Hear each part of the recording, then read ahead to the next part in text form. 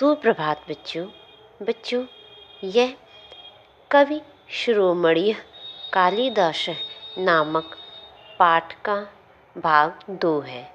बच्चों, इस पाठ के पहले भाग में हमने कालिदास के जीवन के बारे में जाना।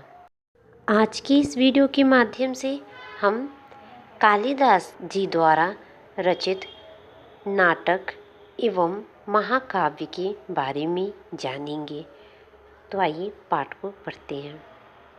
अयं महाकवि महाराजा विक्रमादित्यस्य नवरत्नेषु एकः आसीत्। यह महाकवि महाराज विक्रमादित्य के नवरत्नों में से एक थे। अर्थात कालिदास जी विक्रमादित्य के नवरत्नों में से एक थे। सह अनेकान ग्रंथान अरचयत। उन्होंने अनेक ग्रंथों की रचना की। रघुवंशम, कुमार संभवम, मेघदूतम, ऋतुसंहारम च तस्य महाकाव्यानि सन्ति। रघुवंश, कुमार संभव, मेघदूत और ऋतुसंहार उनका महाकाव्य है। अभिज्ञान शाकुंतलम, मालविकाग्निमित्रम, विक्रम उर्वश्यम चेति त्रीणि नाटकानि सन्ति। अभिज्ञान शकुंतला, मालविकाग्निमित्र और विक्रम उर्वशी, ये इनके 3 नाटक हैं। नाटकम अभिज्ञान शाकुंतलम तो न केवलं संस्कृत साहित्ये अपितु विश्व साहित्ये अपि अनुपमस्ति। अर्थात नाटक अभिज्ञान शकुंतला का नाटक न केवल संस्कृत साहित्य का बल्कि विश्व के साहित्य में भी अनुपम है। आगे देखिए। अनेन नाटकेन कवि कालिदास अमरः अभवत्। इसी नाटक से कवि कालिदास अमर हुए। प्रकृतिवर्णने उपमा अलंकारस्य च प्रयोगे महाकविः महती ख्यातिः प्राप्तवान्। प्रकृति वर्णन में उपमा और अलंकार के प्रयोग से महाकवि कालिदास को अत्यधिक प्रसिद्धि मिली। आगे। एतस्मिन् विषये एषा उक्ति प्रसिद्धा अस्ति। उपमा कालिदासस्य। महाकवि कालिदासेन विरचितानां ग्रन्थानां अनुवादः अनेकासु विदेशीभाषासु अभवत्।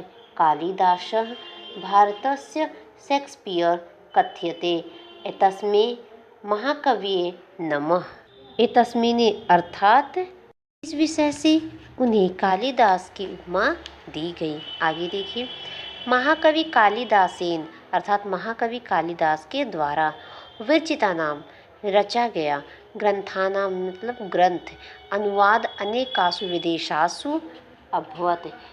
यानी कालिदास के द्वारा रची गई ग्रंथों का अनुवाद देश विदेशों में भी हुआ। कालिदास भारतस्य शेक्सपियर कथ्यते। कालिदास को भारत का शेक्सपियर भी कहा जाता है। एतस्मै महाकवये नमः। ऐसे महाकवि को मेरा नमस्कार।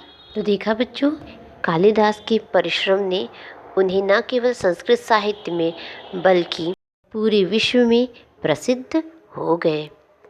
बच्चों, आज का यह अध्याय यही समाप्त होता है। बच्चों, अब प्रश्न देखिए। पूर्ण वाक्येन उत्तरत अर्थात पूर्ण वाक्य में उत्तर दीजिए। प्रश्न संख्या 1।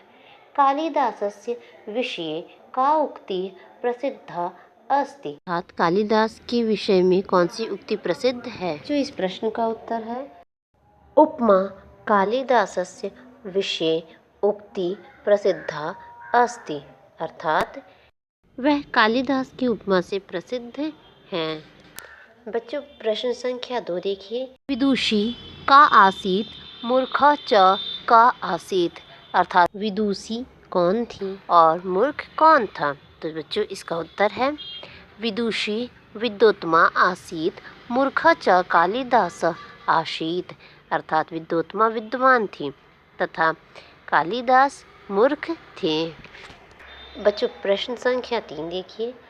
पत्न्याः अपमानितः कालिदासः किम अकरोत्।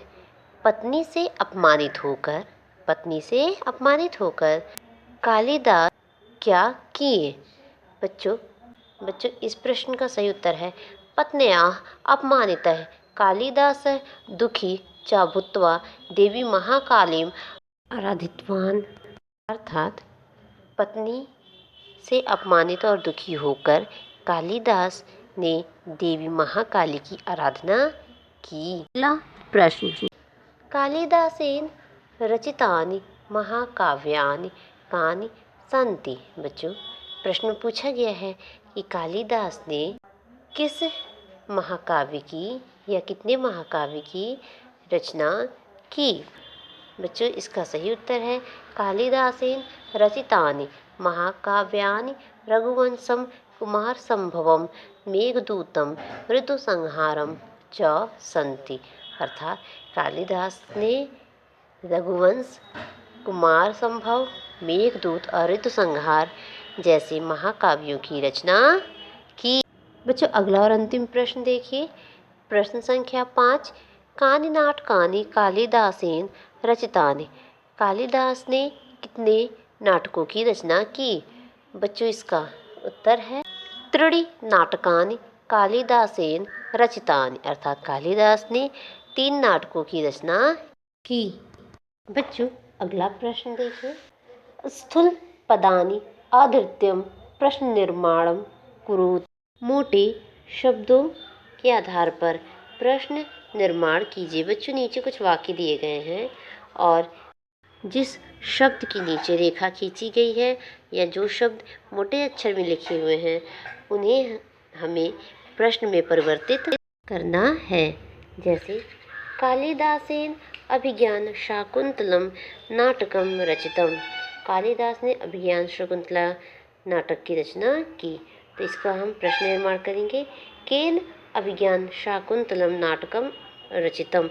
अर्थात किसने अभिज्ञान शाकुंतला की रचना की। दूसरा देखिए सह महाकालीम आराधितवान। जिसका अर्थ है वह महाकाली की आराधना किए।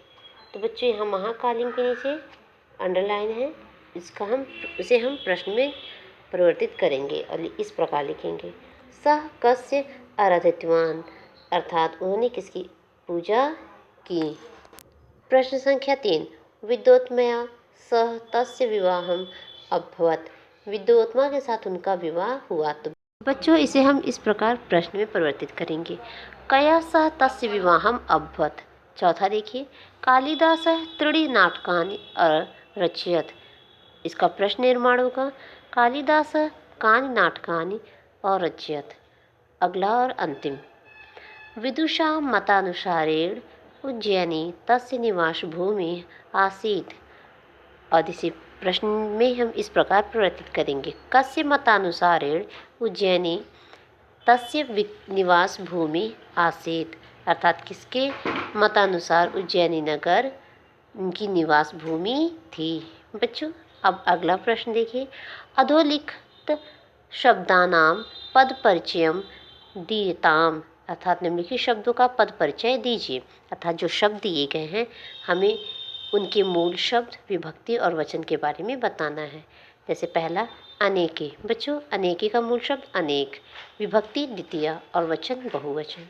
दूसरा अस्य। बच्चों अस्य का मूल शब्द है इदम, विभक्ति षष्ठी और वचन एक वचन।